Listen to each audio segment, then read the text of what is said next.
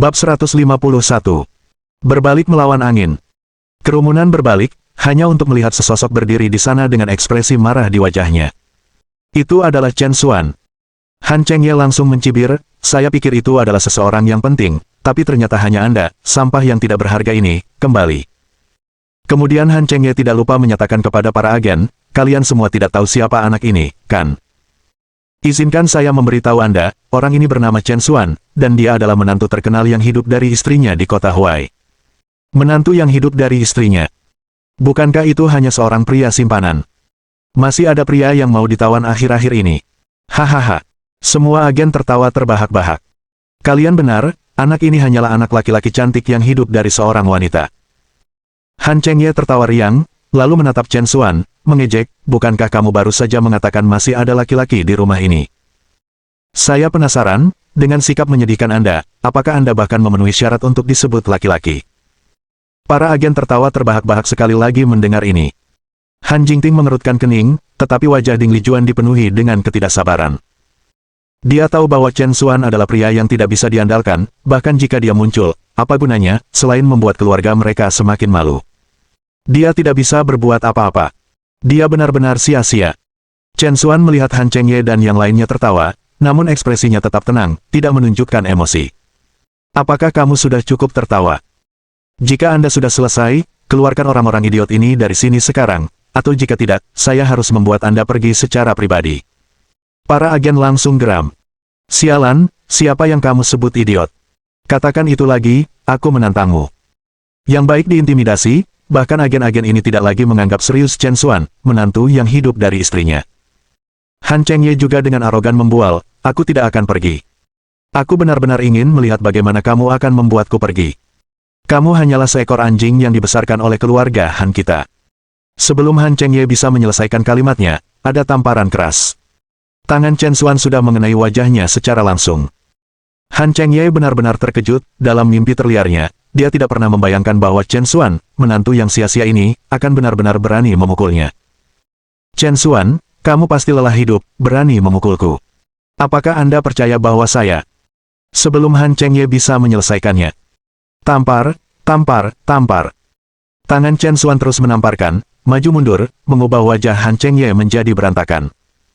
Para agen yang berdiri semuanya tercengang. Bukankah pria ini seharusnya hanya menantu yang dipelihara, seekor anjing yang dibesarkan oleh keluarga Han? Kenapa dia melawan begitu keras? Han Jingting dan Ding Lijuan juga tercengang. Di mata mereka, Chen Xuan selalu menjadi orang yang lemah dan tidak kompeten, tetapi apa yang dilakukan Chen Xuan hari ini benar-benar mengubah persepsi mereka tentang dirinya. Bagus sekali. Pukul bajingan ini sampai mati, lihat apakah dia berani menggertak keluarga kita lagi. Seolah-olah keluarga kita tidak memiliki laki-laki. Ding Lijuan, yang biasanya memandang rendah Chen Xuan, berdiri dan benar-benar mulai menyemangatinya. Selama bertahun-tahun, dia telah menderita terlalu banyak ketidakadilan dalam keluarga Han, dan sekarang dia melampiaskan semuanya dengan pertarungan Chen Xuan. Han Chengye dipukuli sampai giginya tanggal, dan dia memuntahkan darah saat dia bergegas keluar rumah.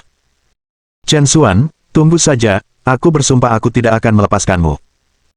Han Chengye ingin mengucapkan kata-kata yang lebih kasar, tetapi melihat Chen Xuan membuat gerakan sekecil apapun, dia cukup takut untuk bergegas menuruni tangga. Kali ini, dia benar-benar ditakuti oleh Chen Xuan. Dengan hanya melihat sekilas dari Chen Xuan, agen-agen yang membantu itu buru-buru melarikan diri dari rumah seolah-olah berlari untuk hidup mereka. Mereka tidak akan pernah berani kembali ke rumah ini lagi. Bagus sekali. Aku tidak menyangka kamu bisa bertingkah seperti laki-laki sekali ini. Ding Lijuan memuji Chen Xuan dengan cara yang belum pernah dia lakukan sebelumnya. Namun, sebelum Chen Xuan bisa terbawa oleh kebahagiaan, dia hanya mendengar Ding Lijuan melanjutkan, tapi ingat, kamu menyebabkan masalah hari ini. Jika Nyonya Han menyalahkan kami, itu semua ada padamu. Jangan pernah berpikir bahwa keluarga kita akan jatuh cinta padamu. Chen Xuan hanya bisa tersenyum masam. Memang, ibu mertuanya masih ibu mertua yang sama. Han Jingting memiliki ekspresi dingin, mengapa kamu di sini, untuk menertawakanku? Chen Xuan buru-buru berkata, tentu saja tidak. Saya baru mengetahui tentang 20 juta itu hari ini. Jingting, maaf, aku salah paham denganmu sebelumnya. Saya pikir begitu. Sebelum Chen Xuan bisa menyelesaikan permintaan maafnya, dia baru saja mendengar Han Jingting mendengus pelan dan berkata sambil tersenyum pahit, pikirkan apa? Chen Xuan, Anda tidak dapat berpikir bahwa saya menggelapkan 20 juta itu demi Anda, bukan? Izinkan saya memberitahu Anda, bahwa 20 juta itu tidak ada hubungannya dengan Anda. Jangan menyanjung diri sendiri. Kata-kata Han Jingting tajam, tetapi Chen Xuan sangat jelas bahwa Han Jingting hanya keras kepala. Wanita ini memiliki lidah yang tajam tetapi hati yang lembut. Alasan dia mengatakan ini mungkin hanya agar Chen Xuan tidak merasa bersalah tentang 20 juta itu. Namun, Ding Lijuan di sampingnya tidak mau melepaskannya. Bagaimana bisa itu tidak ada hubungannya dengan dia? Jika bukan karena perlu menyelamatkannya, menggunakan 20 juta itu, keluarga kami tidak akan jatuh ke selat kami saat ini. Biarkan aku memberitahumu, Chen Xuan, ini semua salahmu. Chen Xuan tidak bisa menahan senyum kecut. Ibu mertua berlidah tajam itu secara tidak sengaja memberinya bantuan ilahi kali ini. Chen Xuan memandang Han Jingting dan berkata dengan sungguh-sungguh, Jingting, jangan khawatir, saya akan menemukan cara untuk menyelesaikan masalah ini. Saya tidak hanya akan membersihkan nama Anda tetapi juga membantu Anda mengambil kembali posisi CEO. Keseriusannya membuat Han Jingting lengah. Ding Lijuan menunjukkan ketidaksabaran, ya, benar, seolah-olah Anda bisa membersihkan nama Jingting dan mengambil kembali posisi CEO.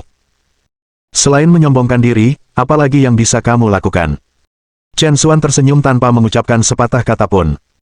Han Jingting, bagaimanapun, tampak agak linglung. Untuk beberapa alasan, ada saat ketika dia benar-benar merasa bahwa Chen Xuan mungkin benar-benar mampu.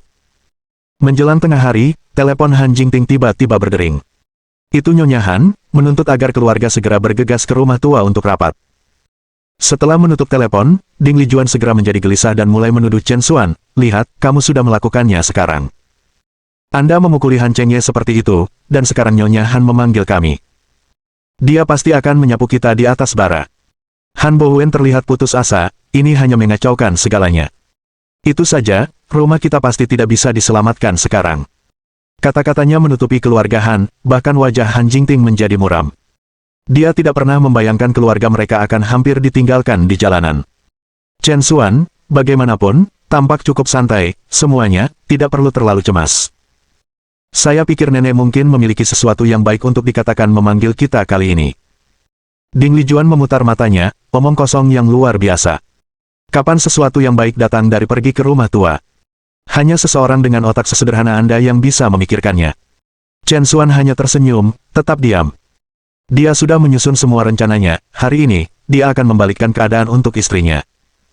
Bab 152 Investasi Rahasia. Setengah jam kemudian, keluarga Han Jingting tiba di rumah tua keluarga Han. Sama seperti situasi selama pengadilan tripartit terakhir, semua anggota keluarga Han yang berpengaruh berkumpul. Menghadapi pengaturan seperti itu, anggota keluarga Han tidak bisa menahan diri untuk tidak merasa gugup, bahkan Ding Lijuan, yang biasanya tegas, sekarang menundukkan kepalanya, cukup tenang.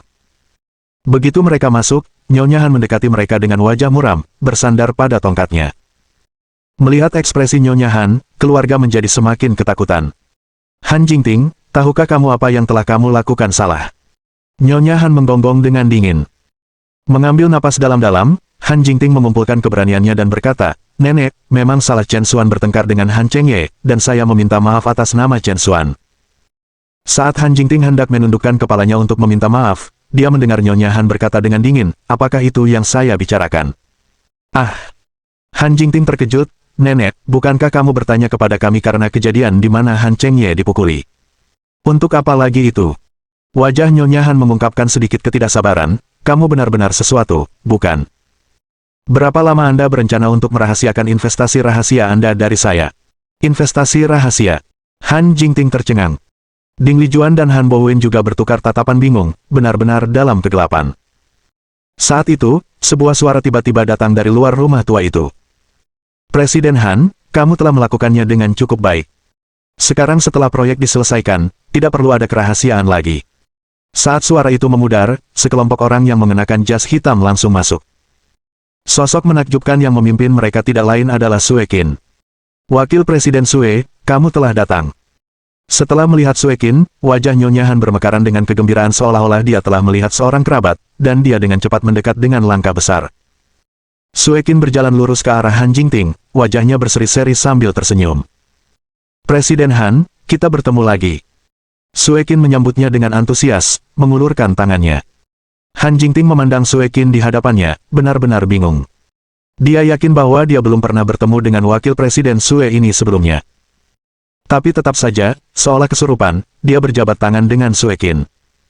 Wakil Presiden Sue, Anda tidak menjelaskannya dengan sangat jelas melalui telepon. Bisakah Anda menguraikan tentang apa investasi rahasia ini?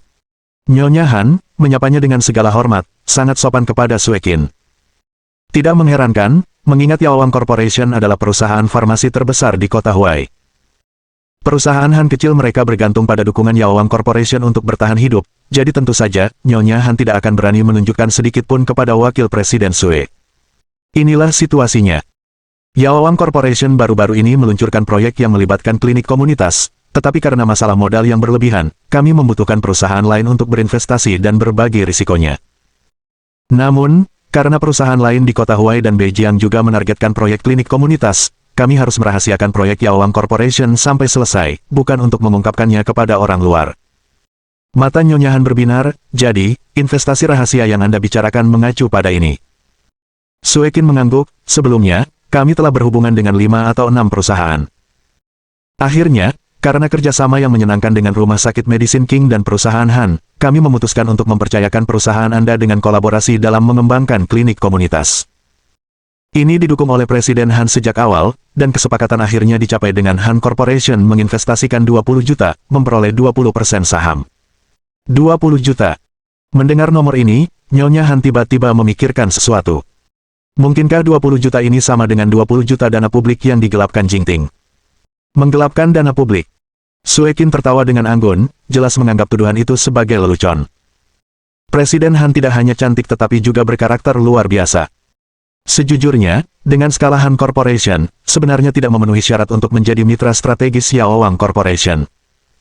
Pilihan berkelanjutan untuk bekerja sama dengan Han Corporation sebenarnya semua karena wajah yang diberikan oleh Presiden Han Jingting. Kata-kata Sue Qin sangat langsung, menyebabkan semua orang dari Han Corporation merasa sangat dipermalukan. Namun, mereka juga sadar bahwa setiap kata yang diucapkan Sue Qin masuk akal. Di seluruh kota Huai, ada banyak perusahaan yang lebih unggul dari Han Corporation, dan dalam hal kekuatan, Han Corporation hampir tidak memiliki peluang. Mereka hanya mendengar Sue Qin melanjutkan, apa yang disebut penggelapan dana publik sebesar 20 juta sebenarnya diinvestasikan oleh Presiden Han atas nama Han Corporation ke dalam investasi rahasia ini. Ngomong-ngomong, kamu benar-benar harus berterima kasih kepada Presiden Han. Tanpa dia, keluarga Han tidak akan dapat menerima bagian tahunan tidak kurang dari 10 juta. Setelah mendengar ini, keluarga Han tiba-tiba gempar. Bagian tahunan 10 juta. Dibandingkan dengan keuntungan yang begitu besar, investasi hanya 20 juta praktis dapat diabaikan. Ini jelas merupakan kesepakatan yang tidak kalah. Nyonya Han juga tersenyum. Apa yang paling dia hargai secara alami menghasilkan lebih banyak uang untuk Han Corporation. Sekarang, hanya dengan investasi hanya 20 juta, Han Jingting telah mendapatkan keuntungan yang sangat besar bagi Han Corporation, menjadikannya kesepakatan yang sangat berharga. Apakah ini berarti kita benar-benar salah memahami Jingting? Sue Qin tersenyum tipis, tentu saja, kamu salah paham, dan itu adalah kesalahpahaman besar pada saat itu. Saya pernah mendengar bahwa untuk merahasiakan kami, Presiden Han tidak hanya dituduh menggelapkan dana publik, tetapi dia juga kehilangan posisinya sebagai CEO. Kami di Yao Wang Corporation sama sekali tidak akan diam dan melihat mitra berprinsip tinggi seperti itu menderita seperti ini. Sue Qin berbicara dengan sangat sopan, tetapi itu memberikan tekanan besar pada Nyonya Han. Wakil Presiden Sue, yakinlah, Jingting adalah kontributor besar bagi Han Corporation, dan kami pasti tidak akan membiarkan dia dirugikan. Kemudian, Nyonya Han langsung menyatakan, saya mengumumkan bahwa, efektif segera, Han Jingting diangkat kembali sebagai CEO. Semua orang dari keluarga Han bergema setuju, kecuali Han Chengye dan Han Yaru, yang benar-benar tercengang. Nenek, bukankah kamu bilang aku akan menjadi CEO? Bagaimana Anda bisa kembali pada kata-kata Anda seperti ini? Teriak Han Chengye, wajahnya seperti gambar kesengsaraan. Wajah Nyonya Han menjadi gelap, apa yang diterapkan saat itu tidak berlaku sekarang, Jingting adalah pahlawannya, dan tentu saja, posisi CEO tetap menjadi miliknya. Han Chengye benar-benar frustrasi. Posisi CEO yang baru saja dia hangatkan sekarang akan dikembalikan ke pemiliknya yang sah. Bagaimana dengan Chen Xuan yang memukulku? Han Chengye bertanya dengan enggan. Pada saat ini, tentu saja, Nyonya Han tidak akan mendiskreditkan Han Jingting di depan Sue Qin dan berkata dengan kesal, siapa yang menyuruhmu membuat masalah di rumah Jingting? Lebih berhati-hatilah lain kali. Saya. Han Chengye sangat marah sehingga dia ingin mengutuk. Jadi, dia dipukuli tanpa alasan. Chen Xuan dan Sue Qin bertukar senyum setelah mendengar keputusan Nyonya Han. Semua ini secara alami diatur oleh Chen Xuan, semua untuk membalikkan situasi Han Jingting. Tapi Chen Xuan tidak cukup bodoh untuk benar-benar memberi keluarga Han 10 juta setahun. Faktanya, apa yang tidak dijelaskan Sue Qin sebelumnya adalah bahwa dari 10 juta tahunan, 9 juta dividen dimaksudkan untuk keluarga Han Jingting. Apalagi syarat untuk memenuhi kontrak ini haruslah Han Jingting tetap menjabat sebagai CEO. Artinya, begitu CEO diganti, Han Corporation tidak akan mendapatkan 1 sen pun. Selanjutnya, setelah tuntutan Han Jingting diselesaikan secara publik oleh Nyonya Han, apakah akan terus berbagi keuntungan dengan Han Corporation terserah Chen Xuan. Lagi pula, tujuannya adalah membalikkan keadaan untuk istrinya, bukan untuk melakukan amal untuk Han Corporation. Bab 153. Pencerahan pekerja paruh waktu. Setelah meninggalkan rumah tua keluarga Han Jingting dipenuhi dengan kegembiraan dan kegembiraan. Mereka akhirnya lolos dari kesulitan mereka. Meskipun baru beberapa hari, itu telah menempatkan mereka di bawah tekanan yang belum pernah terjadi sebelumnya. Terutama Han Jingting. Jingting, aku benar-benar tidak menyangka kamu menyembunyikannya dengan baik, masalah yang begitu besar, dan bahkan kami tidak mengetahuinya. Ding Lijuan memuji. Han Bowen juga memasang wajah tersenyum, ya, dalam beberapa hari ini, tindakanmu seperti aslinya, bahkan ayah pun dibodohi olehmu. Seperti orang-orang dari keluarga Han, mereka juga mempercayai kisah tentang investasi rahasia tersebut. Adapun Han Jingting, sejak dia tiba di rumah tua keluarga Han, dia benar-benar bingung, tidak tahu apa yang sedang terjadi. Sama seperti terakhir kali, orang pertama yang dipikirkan Han Jingting adalah Meng Junchen. Lagi pula, alasan dia bisa mendapatkan kontrak dari Yaoang Corporation terakhir kali sepertinya karena Meng Junchen, dari posisi Norway Corporation, berhasil bernegosiasi dengan Yaoang Corporation. Oleh karena itu, Han Jingting secara naluriah berpikir bahwa Meng Junchen mungkin telah membantu dalam masalah ini juga. Namun, segera setelah itu, Han Jingting tiba-tiba teringat kata-kata yang dikatakan Chen Xuan sebelum mereka pergi ke rumah tua itu. Dia tidak hanya mengatakan dia akan membebaskan dirinya sendiri dan merebut kembali posisi presiden, tetapi juga menyebutkan sebelum berangkat bahwa kunjungan ke wanita tua itu mungkin akan menjadi hal yang baik. Seolah-olah dia telah mengantisipasi semua ini. Jika sebelumnya, Han Jingting mungkin yakin kejadian ini tidak ada hubungannya dengan Chen Xuan. Tapi kali ini, segalanya menjadi terlalu misterius, membuat Han Jingting tidak yakin. Di tempat lain, di dalam kabin Maybach. Presiden Chen, apakah penampilan saya baru saja baik-baik saja? Chen Xuan tersenyum bangga, bagus sekali, Oscar berhutang budi padamu pada pria emas kecil. Sue Qin tersenyum menawan, menimbulkan tawa Chen Xuan. Seperti yang diharapkan dari kecantikan yang luar biasa, senyum Sue Qin sudah cukup untuk memikat banyak pria, bahkan menyebabkan Chen Xuan menatap kosong sejenak.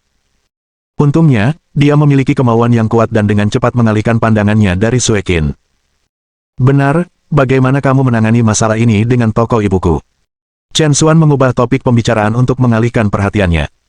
Sue Qin tersenyum kecil, renovasi toko hampir selesai, paling lama dalam seminggu, kita seharusnya bisa buka untuk bisnis. Secepat itu.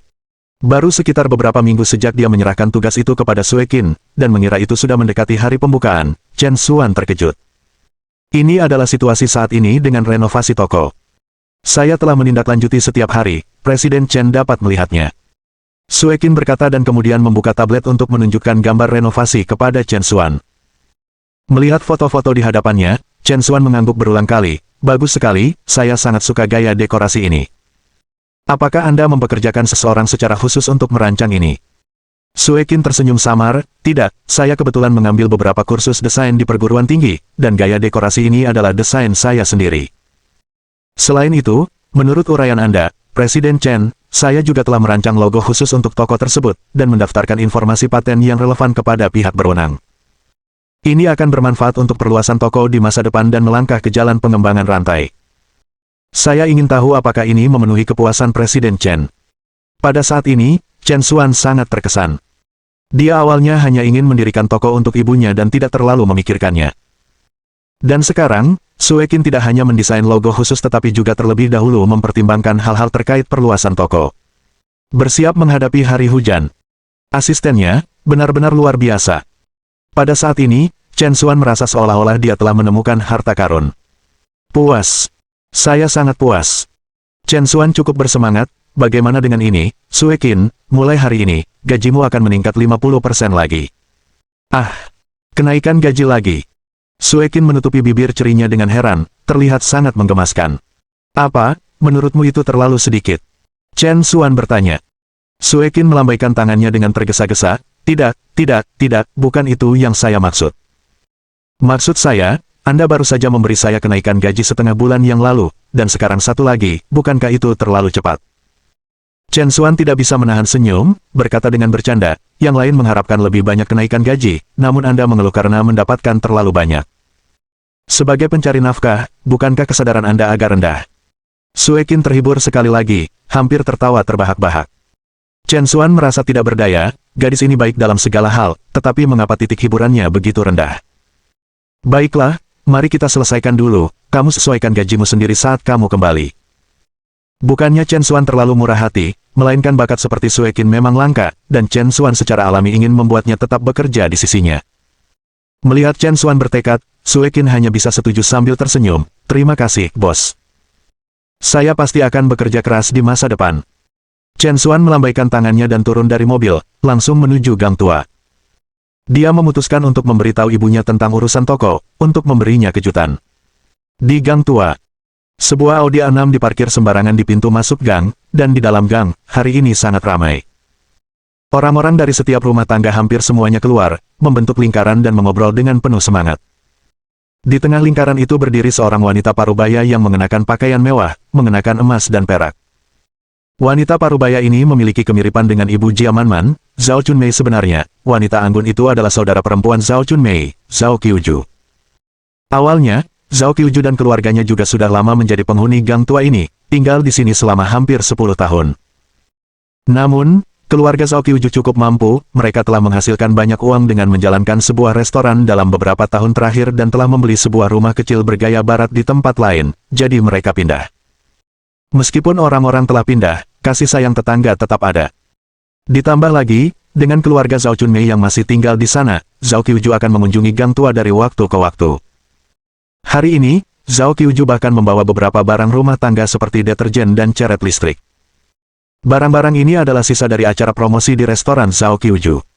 Tanpa menggunakan mereka di rumahnya sendiri, dia membawa mereka untuk diberikan kepada tetangga sebagai hadiah kecil.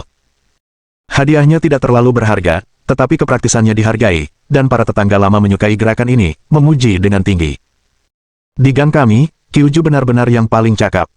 Siapa yang bisa mengatakan sebaliknya? Dia tidak hanya menjalankan bisnis sebesar itu, tetapi dia juga sangat murah hati. Mendengarkan pujian para tetangga, Zhao Qiuju merasa sangat puas.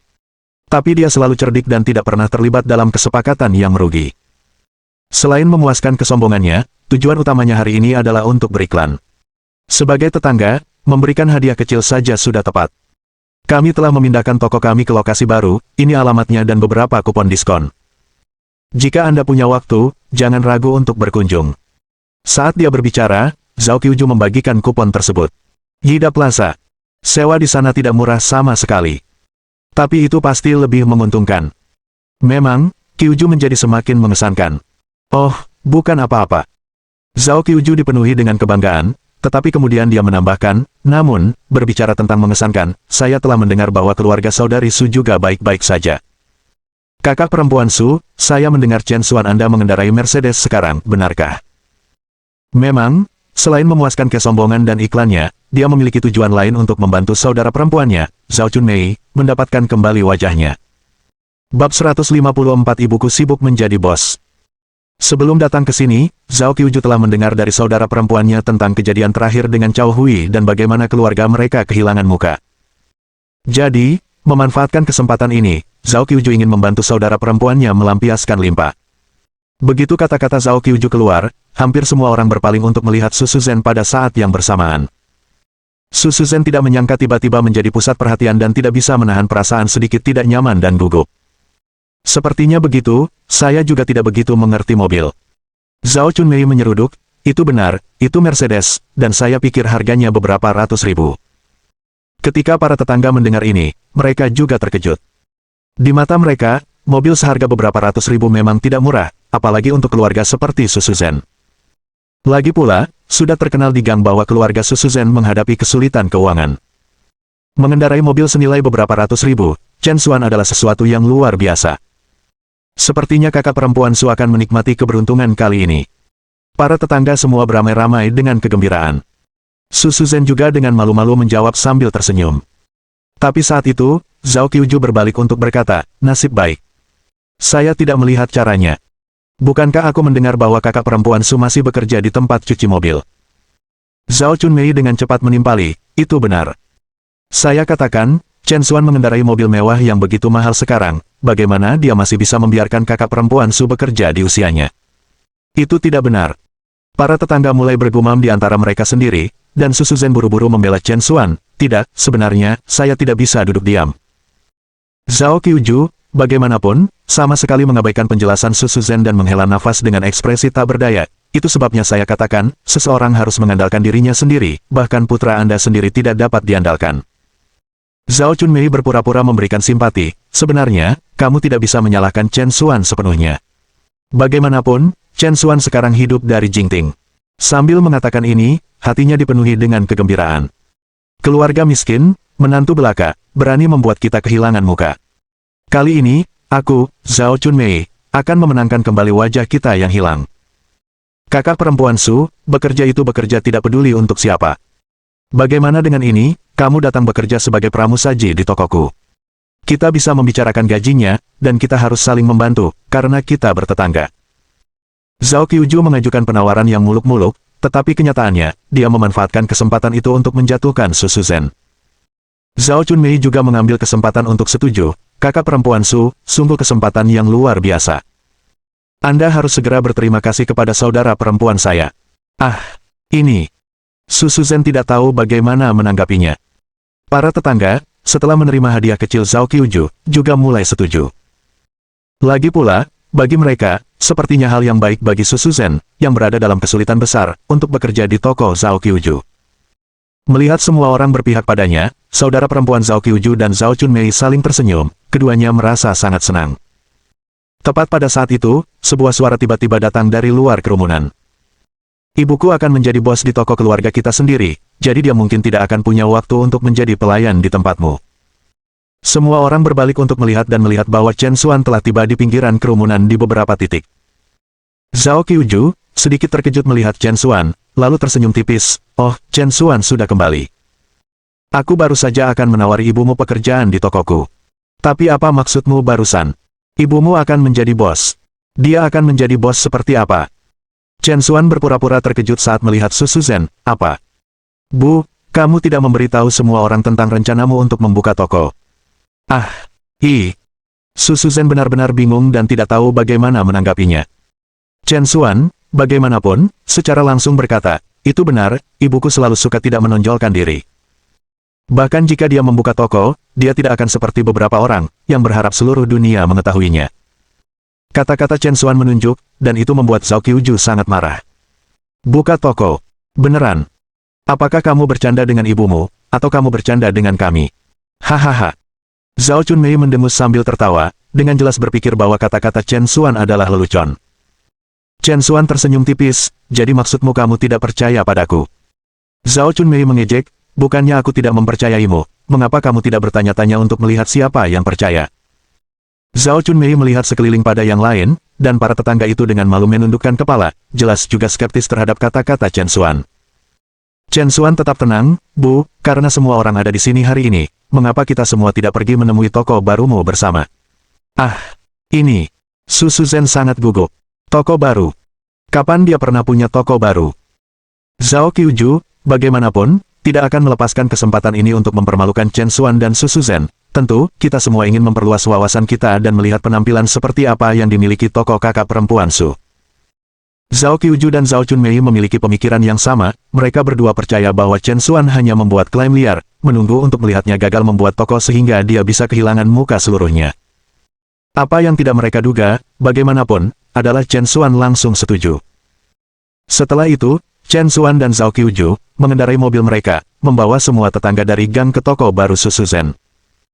Sepanjang perjalanan ke sana, Su Shuzhen cemas, berbicara kepada Chen Xuan dengan suara rendah, Xiao Xuan, sejak kapan kita punya toko? Mungkin kita harus jujur dan mengatakan yang sebenarnya, untuk menghindari rasa malu di kemudian hari. Chen Xuan tersenyum tipis, percaya diri, Bu, santai saja.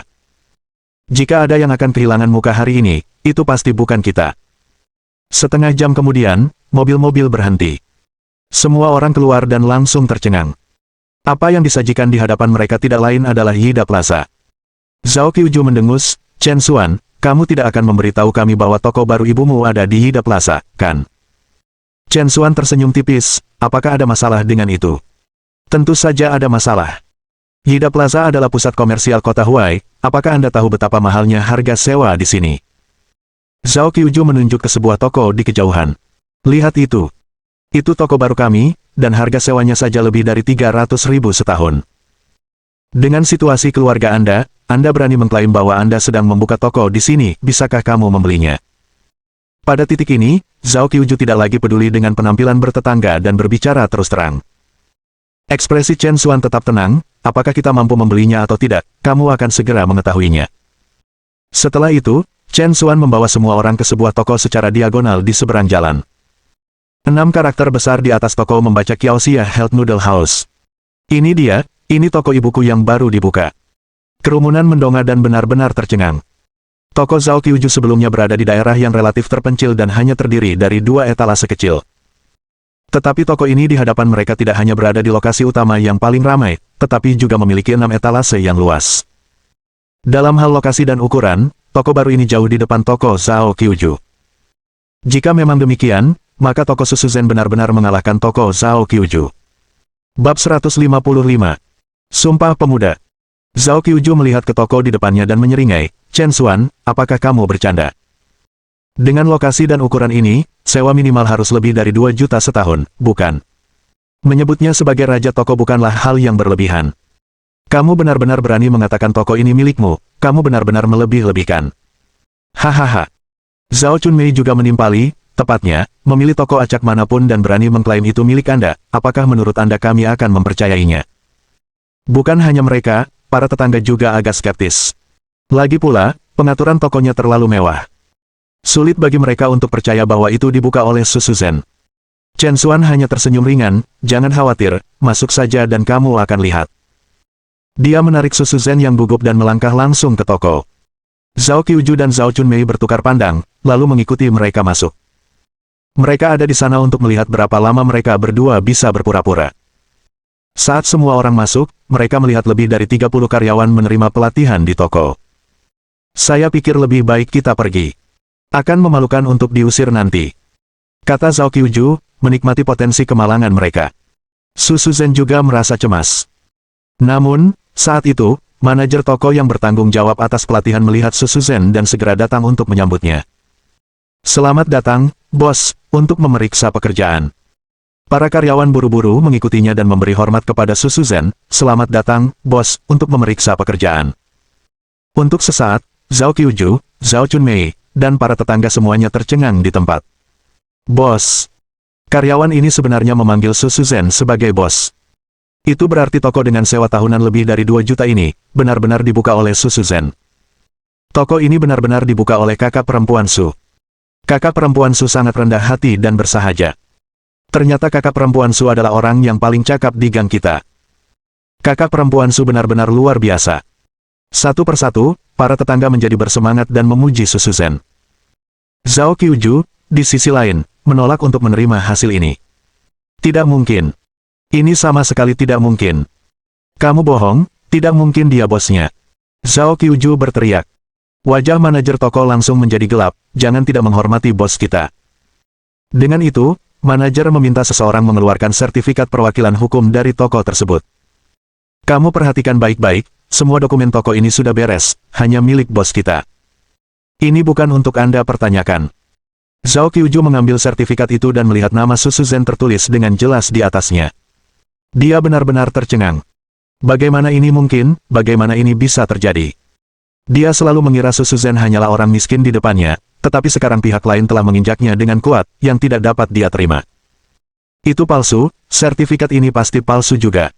Zhao Chunmei menolak untuk percaya juga. Chen Xuan melirik mereka dan berkata dengan dingin, itu benar, semuanya palsu, seluruh dunia palsu, hanya keluargamu yang terkaya di dunia yang benar.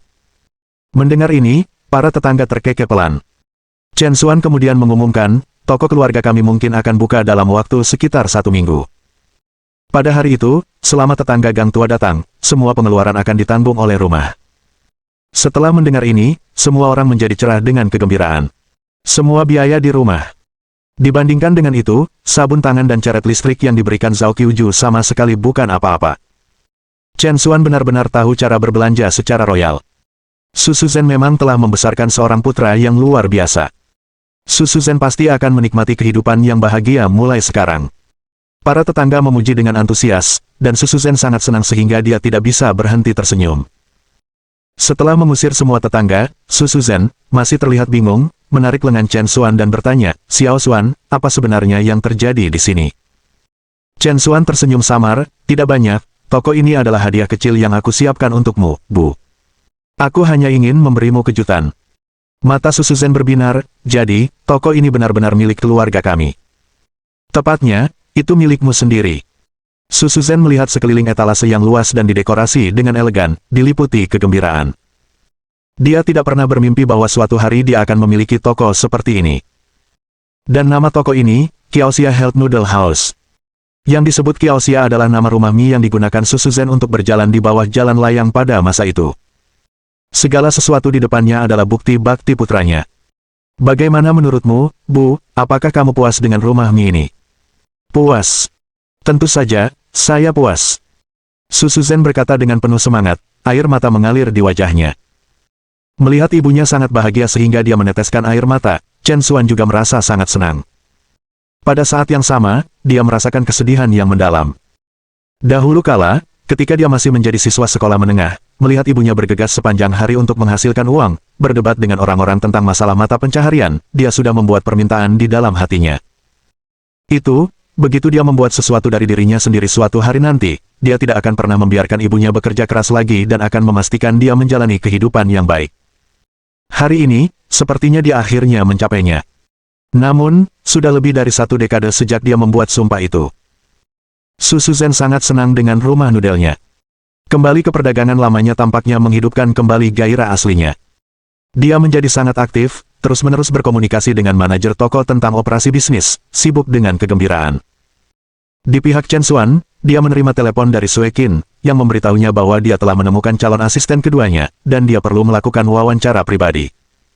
Saat ini, Sue Qin tidak hanya menjabat sebagai asisten presiden dan asisten ketua tetapi juga menjabat sebagai wakil presiden perusahaan. Selain itu, Chen Xuan akan selalu mempercayakannya dengan beberapa tugas di luar pekerjaan perusahaan. Dengan begitu banyak tanggung jawab pada satu orang, bahkan jika Sue Qin sangat cakap, sulit baginya untuk mengatur segalanya. Oleh karena itu, Chen Xuan sebelumnya meminta Sue Qin untuk mencari asisten kedua, sehingga beberapa tugas yang lebih rutin dapat didelegasikan, memungkinkan Sue Qin bernapas sedikit lebih mudah. Setelah menerima telepon Sue Qin, Chen Xuan mengucapkan selamat tinggal kepada Su Shuzhen dan langsung menuju ke Yaowang Corporation. Di lantai paling atas Yaowang Corporation, Sue Qin memimpin seorang gadis jangkung keluar dari lift. Gadis itu cantik, dengan sosok yang memukau, terutama mengenakan setelan profesional. Rok pensil yang memeluk pinggulnya, stoking hitam, dan sepatu hak tinggi 18 cm semuanya memamerkan pesona unik seorang wanita kantoran. Penampilan yang menggoda seperti itu sudah cukup untuk membuat pria manapun jatuh cinta. Memang, gadis ini adalah kandidat asisten kedua yang dipilih Sue Qin untuk Chen Xuan.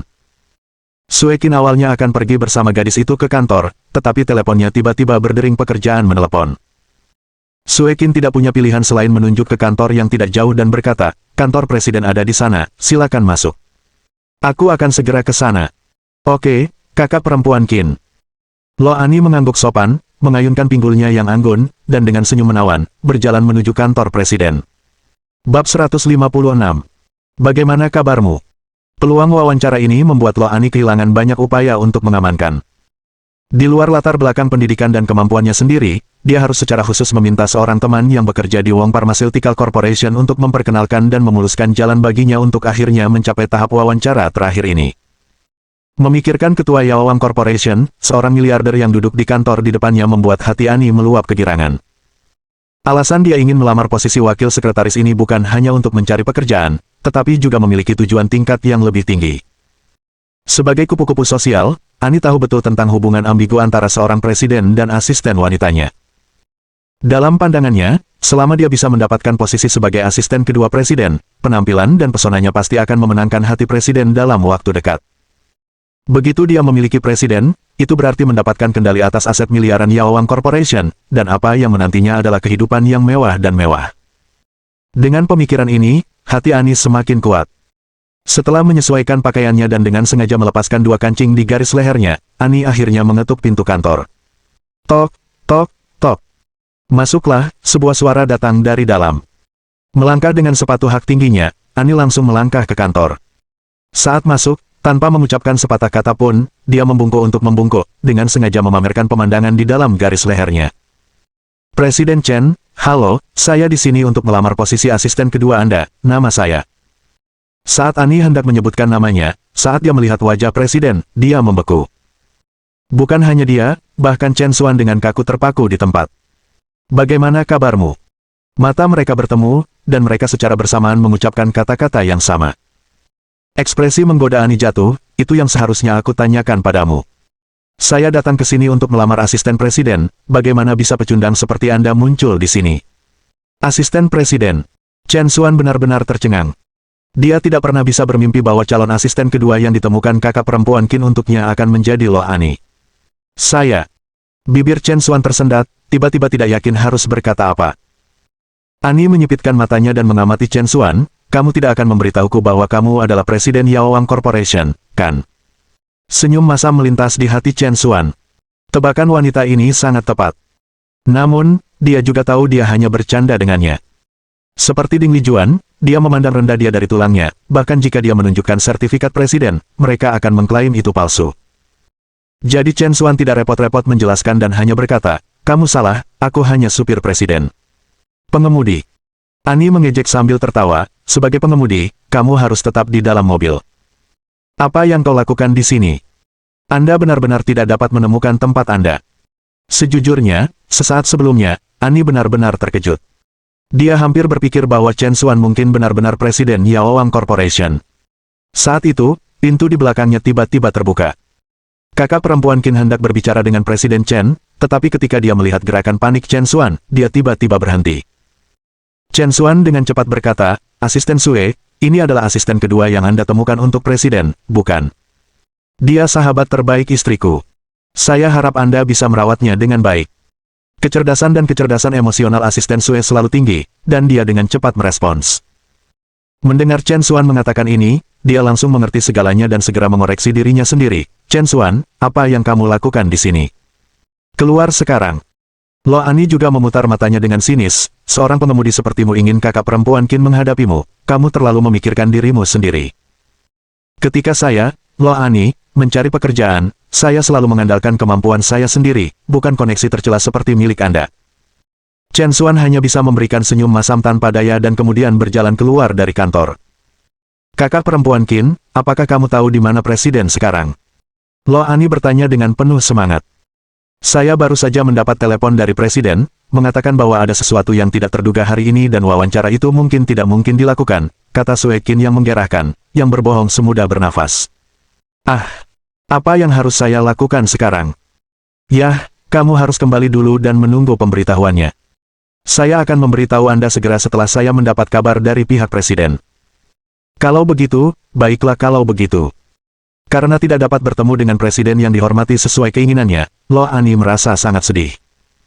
Melihat sosok Lo Ani yang pergi, Sue Qin tidak bisa menahan diri untuk menggelengkan kepalanya. Dia ingat dengan jelas bahwa wanita ini telah melepaskan dua kancing lagi dari kerahnya setelah dia masuk daripada sebelumnya. Secerdas Sue Qin, bagaimana mungkin dia tidak mengerti maksud wanita ini?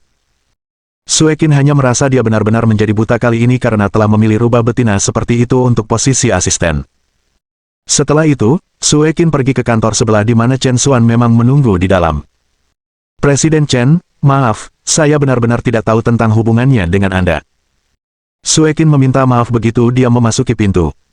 Chen Xuan hanya tersenyum tipis, tidak apa-apa, kamu bukan dewa, bagaimana kamu bisa tahu segalanya? Selain itu, lupakan posisi asisten, saya tidak ingin berurusan dengan wanita seperti dia setiap hari. Baiklah, aku akan menolaknya segera. Tapi, menurut Anda apa alasan yang bagus untuk menolaknya? Sudut mulut Chen Xuan mengungkapkan senyum Schadenfreude. Bukankah dia mengatakan bahwa dia selalu mengandalkan kemampuannya untuk mencari pekerjaan? Kalau begitu mari kita buktikan padanya bahwa kemampuannya tidak cukup baik. Sue Qin terkejut dan kemudian tertawa kecil. Baiklah, saya mengerti apa yang harus saya lakukan. Malam itu, tepat saat Lo Ani keluar dari kamar mandi, teleponnya berdering.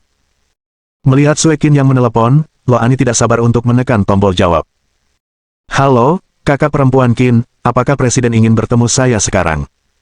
Aku bisa melakukannya malam ini juga. Lo Ani sangat bersemangat sehingga dia hampir ingin membungkus dirinya dengan jubah mandi dan bergegas ke rahmat presiden. Namun, kata-kata Sue Qin berikut ini benar-benar menghancurkan harapan Lo Ani.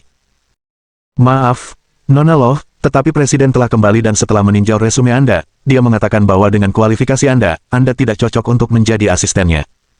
Tidak cocok. Apa artinya itu? Artinya kamu ditolak oleh presiden. Saya harap Anda menemukan pekerjaan yang lebih baik. Selamat tinggal. Sebelum Lo Ani bisa mengatakan apa-apa, Sue Qin sudah menutup telepon. Halo, kakak perempuan Qin.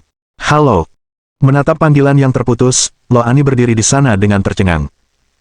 Dia tidak menyangka bahwa dia akan ditolak bahkan tanpa melihat presiden, sungguh memalukan. Kehilangan pekerjaan adalah masalah kecil, tetapi mimpinya untuk menikah dengan keluarga kaya telah pupus lagi.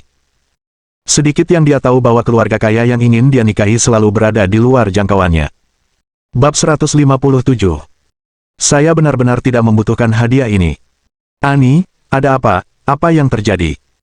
Duduk di sofa menonton TV, Han Jingting mendengar keributan dari Lo Ani dan bertanya dengan rasa ingin tahu. Bukan apa-apa, baru saja ditolak oleh sebuah perusahaan. Lo Ani tentu tidak mau mengakui bahwa impiannya untuk bergabung dengan keluarga kaya telah hancur. Setengah bercanda, Han Jingting berkata, dengan kemampuan Anda, perusahaan di kota Huai harus siap membantu Anda.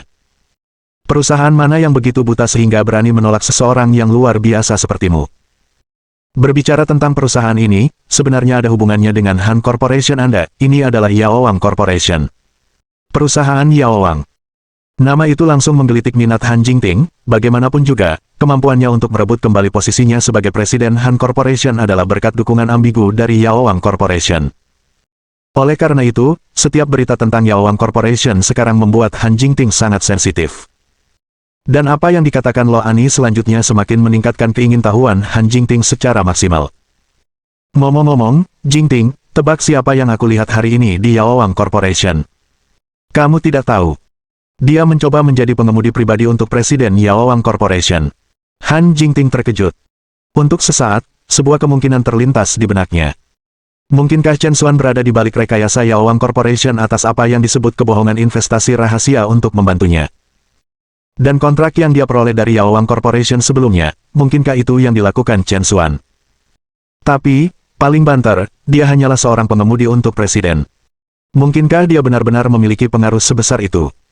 Han Jingting merasa seolah-olah, setiap kali dia memikirkan Chen Xuan, dia mengembara dalam kabut. Kebenaran tampak dekat dengannya, namun dia tidak dapat memahaminya apapun yang terjadi. Kemudian, Han Jingting memikirkan sesuatu, jadi penolakanmu oleh Yaowang Corporation hari ini, itu tidak ada hubungannya dengan Chen Xuan, bukan? Sebelum Han Jingting bisa menyelesaikannya, Lo Ani tertawa terbahak-bahak, apa yang kamu pikirkan? Bahkan jika pecundang itu mampu, dia hanya seorang pengemudi pemula. Presiden Agung Yaowang Corporation, dengan kekayaan miliaran, bagaimana mungkin dia bisa mendengarkan pengemudi kecil? Ya, benar, kata Han Jingting, memaksakan tawa. Han Jingting juga merasa bahwa dia memang terlalu banyak berpikir, karena dia sepertinya melebih-lebihkan Chen Xuan. Jangan bicara tentang pecundang itu lagi. Saya belum bertanya, mengapa Anda kembali selarut ini hari ini, jangan bilang Anda pergi ke hotel dengan pria itu lagi.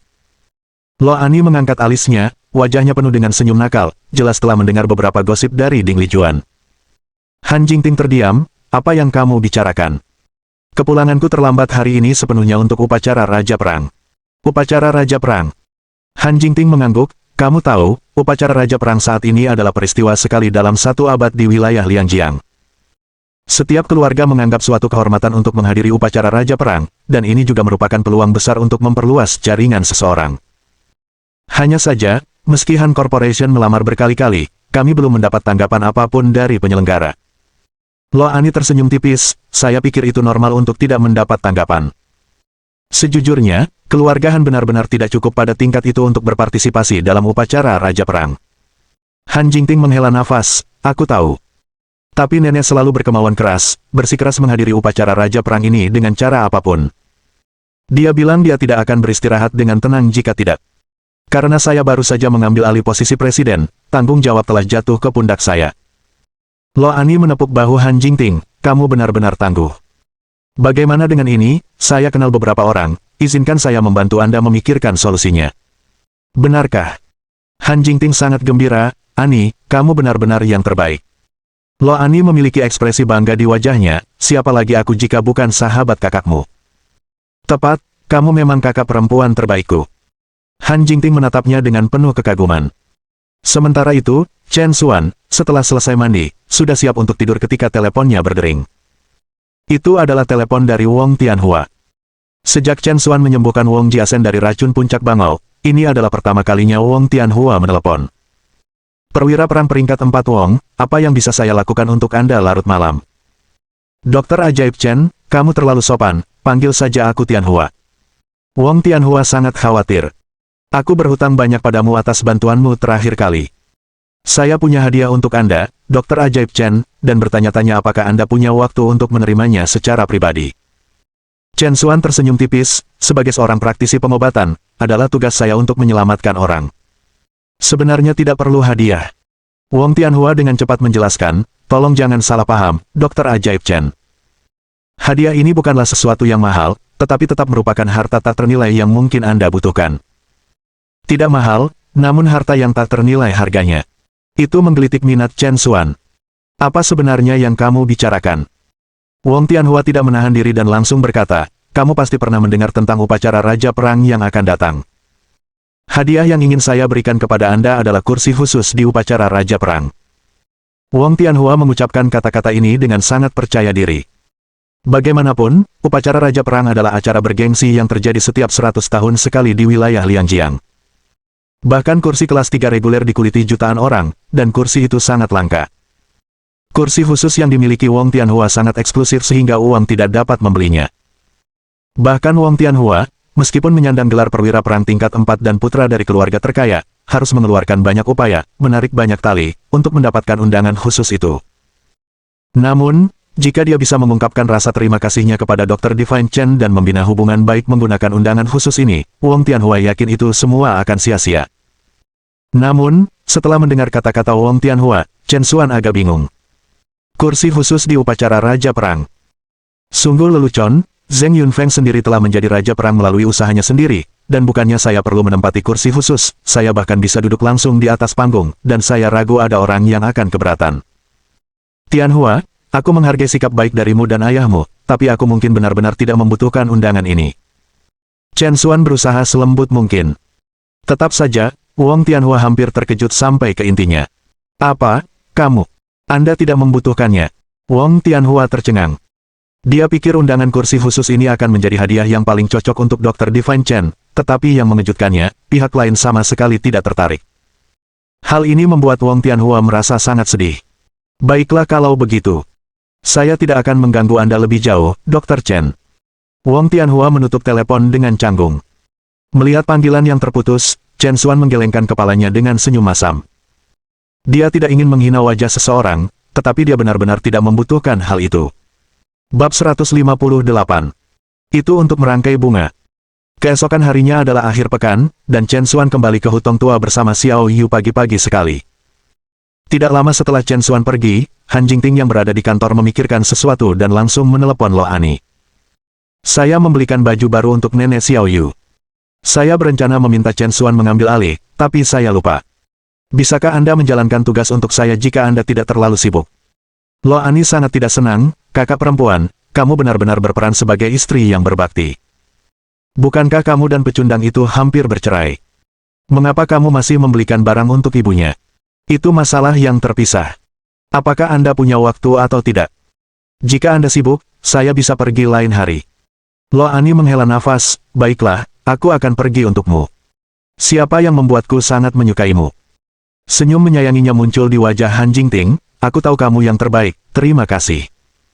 Setelah menutup telepon, Lo Ani mengambil baju baru yang dibeli Han Jingting dan langsung menuju Hutong Tua. Setengah jam kemudian, melihat hutong tua yang bobrok itu, wajah Lo Ani penuh dengan penghinaan.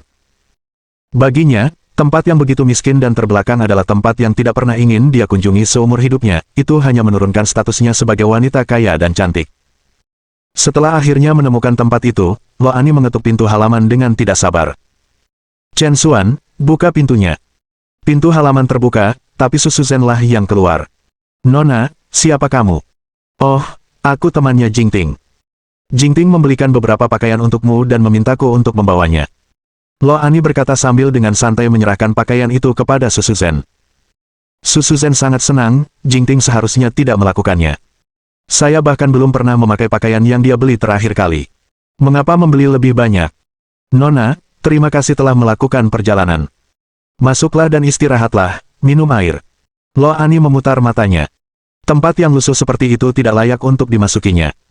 Tidak apa-apa, ada hal lain yang harus kulakukan, jadi aku akan pergi. Lo Ani berbalik untuk pergi. Tapi saat berikutnya, ketika tatapannya secara tidak sengaja menyapu sesuatu di halaman, dia terpaku di tempat. Dia melihat, duduk santai di atas lemari TV di ruang tamu, sebuah benda yang dia lihat di paviliun Hanjiang. Itu adalah vas giok umur panjang dinasti Song Utara, bernilai 12 juta.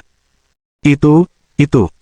Lo Ani, menunjuk pada vas giok 100 Soul, terlalu bersemangat untuk berbicara dengan jelas. Su Suzhen melihat ke belakang, oh, itu diberikan kepadaku oleh Xiao Xuan, dia bilang itu untuk memegang bunga.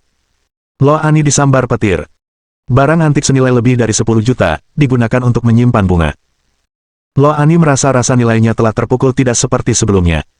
Bibi, bolehkah aku melihat vas batu giok itu? Tentu saja bisa. Lo Ani bergegas ke ruang tamu, mengambil vas batu giok, dan memeriksanya dengan cermat.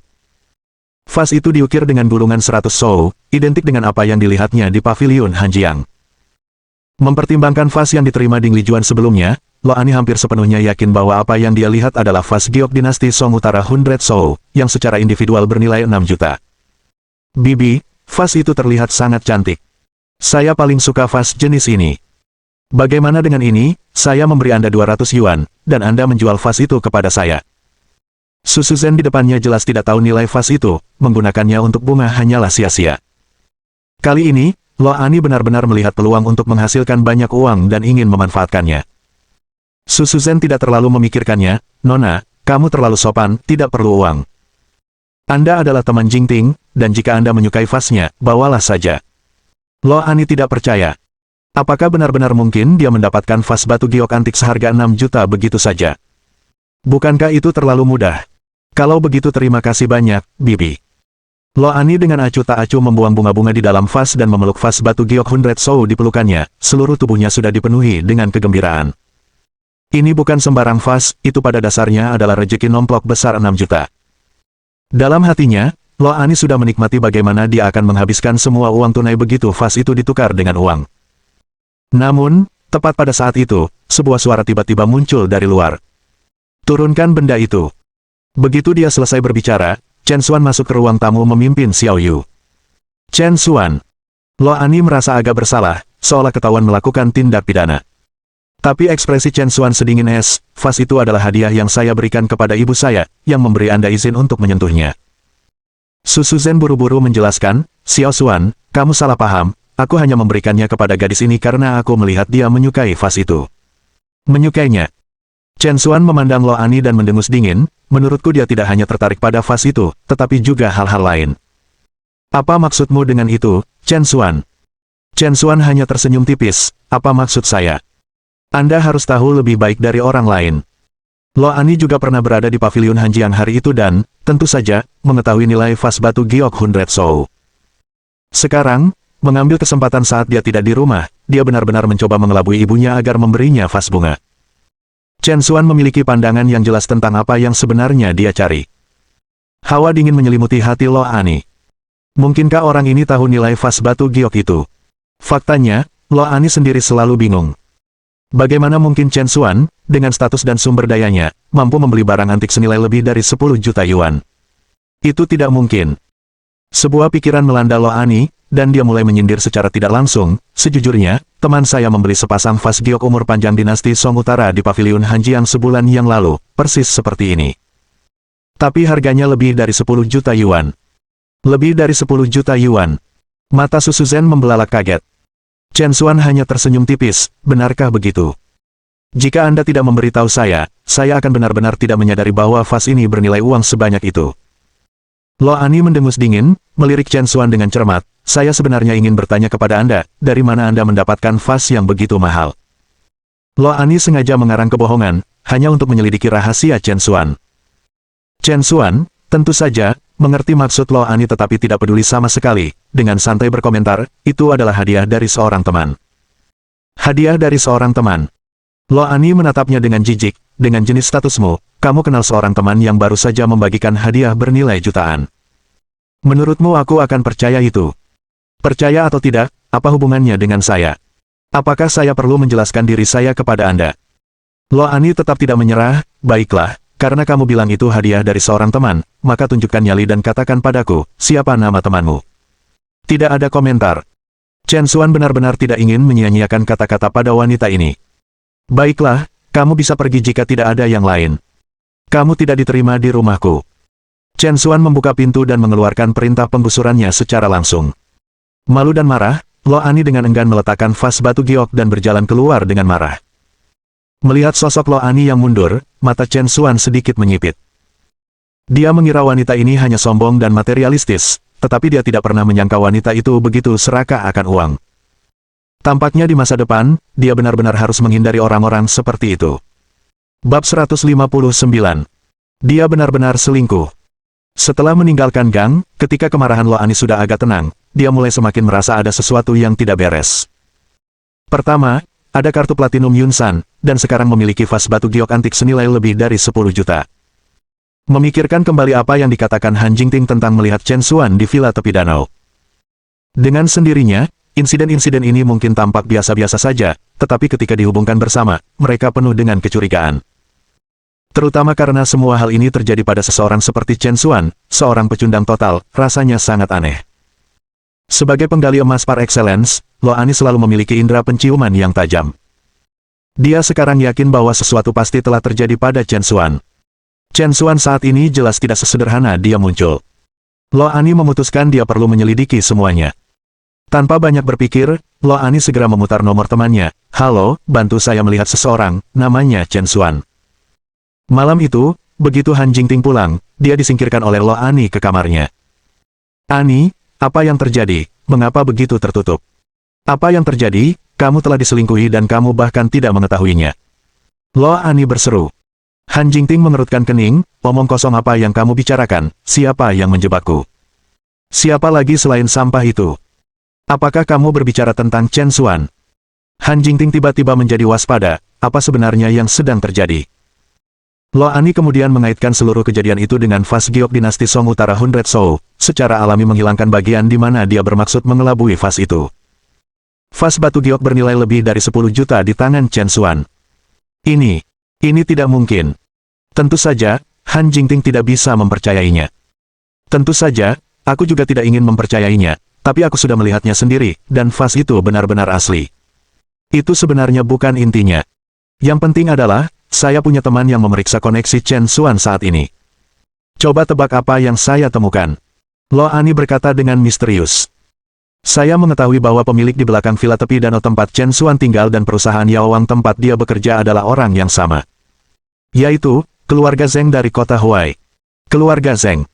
Han Jingting tiba-tiba memikirkan sesuatu, mungkinkah itu dia?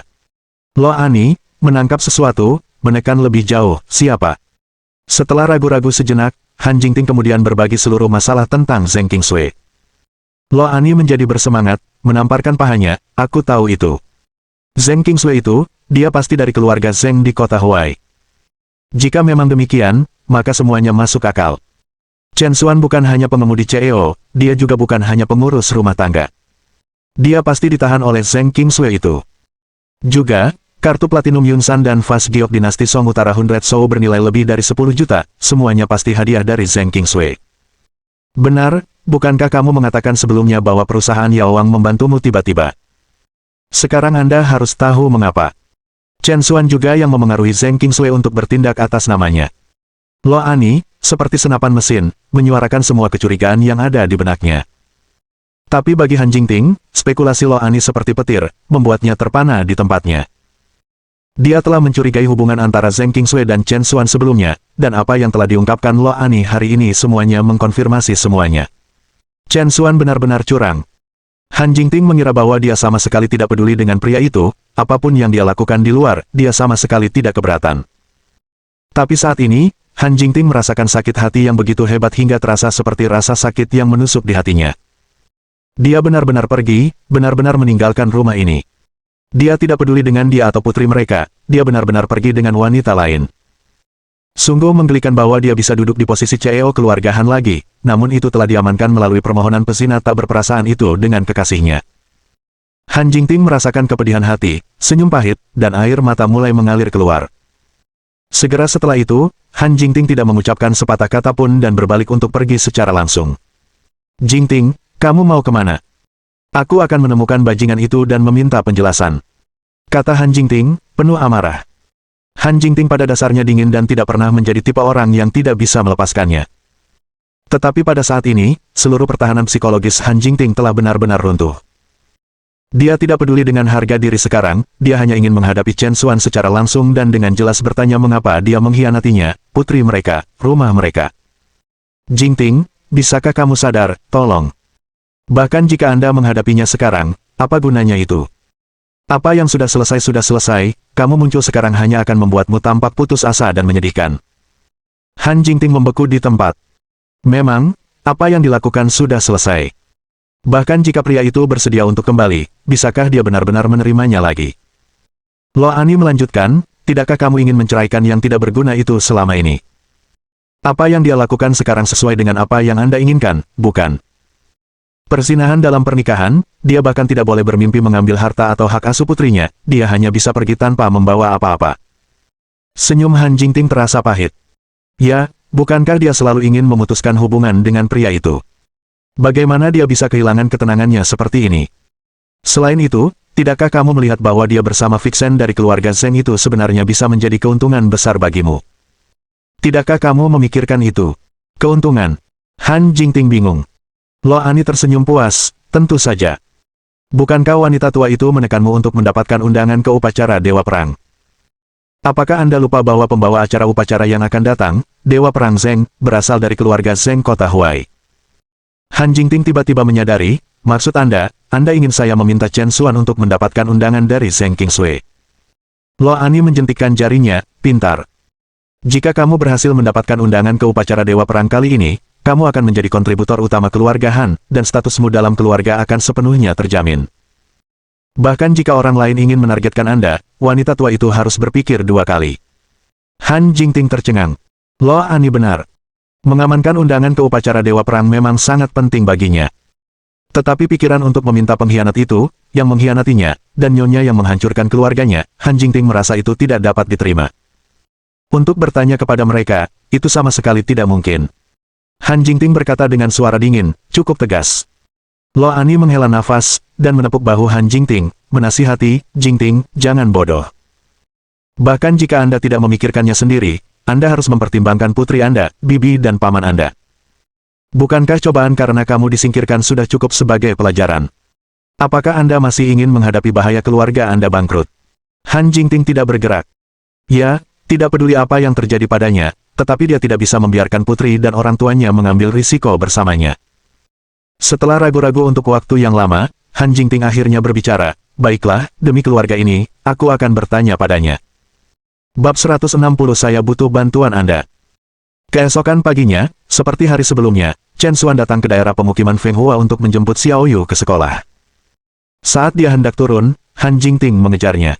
Aku ikut denganmu hari ini. Ah! Chen Xuan tercengang, cukup terkejut. Wajah Han Jingting menjadi gelap, apakah kamu tidak menyambutku? Chen Xuan dengan cepat melambaikan tangannya, tentu saja tidak. Selamat datang, tentu saja, selamat datang.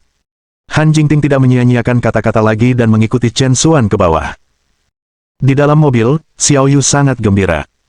Itu bagus, ibu dan ayah rukun lagi. Kami adalah keluarga yang penuh kasih sekali lagi. Senyum yang tidak bisa disembunyikan Chen Xuan juga muncul di bibirnya. Dia hampir lupa sudah berapa lama sejak Han Jingting terakhir mengendarai mobilnya.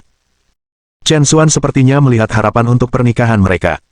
Sayangnya, pikiran Han Jingting justru sebaliknya. Jika bukan karena mendapat undangan ke acara bergengsi itu, dia tidak akan mengambil inisiatif seperti itu. Bahkan sekarang, duduk di dalam mobil, Han Jingting merasakan perlawanan. Siapa yang tahu berapa kali wanita lain itu duduk di kursi penumpang, dan kemana mereka berdua mengemudikan mobil ini, melakukan hal-hal yang tidak layak untuk dilihat publik. Semakin dia memikirkan hal-hal ini, semakin jijik perasaan Han Jingting di hatinya. Untungnya, dengan kehadiran Xiao Yu, tawa memenuhi perjalanan dan Han Jingting untuk sementara melupakan semua masalahnya. Baru setelah mereka menurunkan Xiao Yu di taman kanak-kanak, dan hanya mereka berdua yang tersisa di dalam mobil, suasananya tiba-tiba menjadi canggung. Pada akhirnya, Chen Xuan lah yang pertama kali memecah kesunyian. Jingting, apakah kamu terganggu oleh sesuatu? Apakah sesuatu terjadi? Han Jingting langsung ke intinya, sebenarnya, saya ingin bertanya kepada Anda hari ini. Dalam ingatan Chen Xuan, Han Jingting selalu meremehkannya, namun sekarang dia meminta bantuannya, yang mengejutkannya. Bantuan apa? Selama saya bisa melakukannya, saya pasti akan membantu Anda. Nyonya Han ingin mendapatkan undangan ke acara bergengsi tersebut. Bisakah Anda membantu saya mendapatkannya? Chen Xuan tidak bisa menahan senyum kecut, jika itu adalah bantuan lain, dia mungkin harus memikirkannya, tetapi urusan acara bergengsi ini terlalu sederhana baginya. Hanya undangan. Jangan khawatir, saya akan mengirimkannya kepada Anda pada siang hari. Ekspresi Han Jingting berubah, undangan ke acara bergengsi bukanlah masalah kecil. Apakah Anda yakin dapat mengelolanya? Aku sudah memberitahumu bahwa aku bukan orang yang sama seperti dulu, masalah kecil ini tidak berarti apa-apa bagiku. Hahaha. Chen Xuan berkata dengan wajah bangga, merasakan pencapaian karena bisa membantu istrinya. Melihat Chen Xuan begitu penuh dengan dirinya sendiri, Han Jingting hanya merasakan kedinginan di hatinya. Ya, Anda memang telah berubah, setelah bergaul dengan Zheng Qingsui, benar-benar berbeda dari sebelumnya. Baiklah, jika tidak ada yang lain, aku akan pergi sekarang. Han Jingting langsung membuka pintu mobil. Hei, biarkan aku mengantarmu ke kantor. Tidak perlu. Di luar mobil, Han Jingting sedingin es. Melihat sosok Han Jingting yang mundur, Chen Xuan menghela nafas. Temperamen wanita ini sangat sulit dipahami. Namun, terakhir kali Han Jingting mengambil risiko menggelapkan dana publik untuk menyelamatkannya, yang sangat menyentuh Chen Xuan, jadi dia tentu saja tidak bisa mengecewakannya kali ini. Chen Xuan segera menghubungi telepon Wong Tianhua. Dokter Ajaib Chen, bolehkah saya bertanya apa yang Anda butuhkan? Wong Tianhua sangat sopan saat menerima telepon Chen Xuan. Nah, tentang undangan acara prestige yang kamu sebutkan kemarin untuk kursi baris depan, aku ingin tahu apakah masih tersedia. Chen Xuan merasa canggung, mengingat baru kemarin dia menolak tawaran itu, tapi hari ini dia perlu memintanya, yang memang terasa agak memalukan. Wong Tianhua, di sisi lain, cukup terkejut, tentu saja, itu masih tersedia. Aku menyimpannya untukmu, Dokter Ajaib Chen. Di mana kamu sekarang? Saya pribadi akan segera mengirimkannya kepada Anda. Tidak perlu, aku akan mengambilnya darimu. Setengah jam kemudian, Chen Xuan mendapat undangan dari Wong Tianhua. Menyaksikan sosok Chen Xuan yang pergi, baik ayah maupun anak, Wong Jiasen dan Wong Tianhua berseri-seri dengan gembira. Hadiah besar akhirnya telah dikirim. Kali ini, hubungan mereka dengan Miracle Dr. Chen memang sudah selangkah lebih dekat. Di pagi hari, Han Jingting, yang sedang rapat manajemen, tiba-tiba menerima telepon dari Chen Xuan. Setelah ragu sejenak, Han Jingting masih menekan tombol jawab. Jingting, aku sudah mendapat undangannya. Itu cepat. Han Jingting cukup terkejut. Baru 2 jam sejak dia meminta Chen Xuan untuk itu. Undangan yang sangat dicari yang berhasil didapatkan Chen Xuan dengan sangat cepat benar-benar luar biasa. Saya sekarang di bawah di perusahaan Anda, apakah Anda membutuhkan saya untuk mengungkitnya? Chen Xuan cukup bangga. Ini jelas merupakan kesempatan besar untuk meningkatkan hubungan pernikahan mereka. Namun, sebelum Chen Xuan dapat mengambil langkah, dia mendengar Han Jingting langsung berkata melalui telepon, tidak perlu, saya akan turun untuk mengambilnya. Chen Xuan berhenti di jalurnya.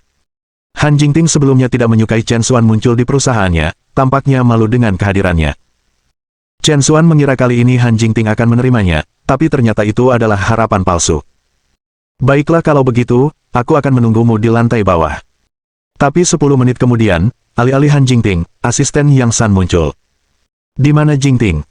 Oh, Presiden cukup sibuk, berikan saja barangnya. Hati Chen Xuan semakin tenggelam.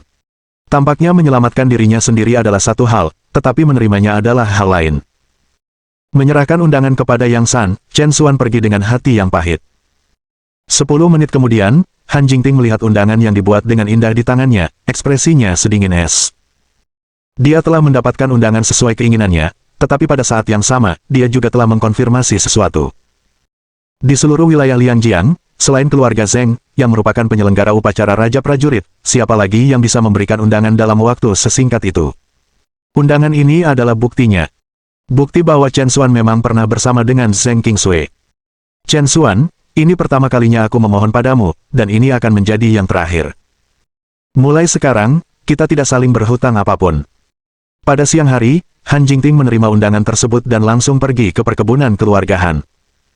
Nenek, undangan ke upacara Raja Prajurit yang Anda minta untuk saya temukan, saya telah menemukannya. Tolong lihat. Han Jingting memberikan undangan itu dengan kedua tangan. Anggota keluarga Han sangat gembira. Undangan. Jingting benar-benar mendapat undangan. Ini memang kompetensi Jingting. Nyonya Han, melihat undangan dengan ukiran emas di depannya, juga sangat gembira, tangannya gemetar saat mengambilnya. Menghadiri upacara Raja Prajurit berarti bahwa keluarga Han sekarang telah naik di antara jajaran elit kota Huai, sebuah pengakuan untuk seluruh keluarga Han. Inilah yang dirindukan Nyonya Han dalam mimpinya, dan sekarang dia akhirnya memiliki kesempatan untuk mewujudkannya.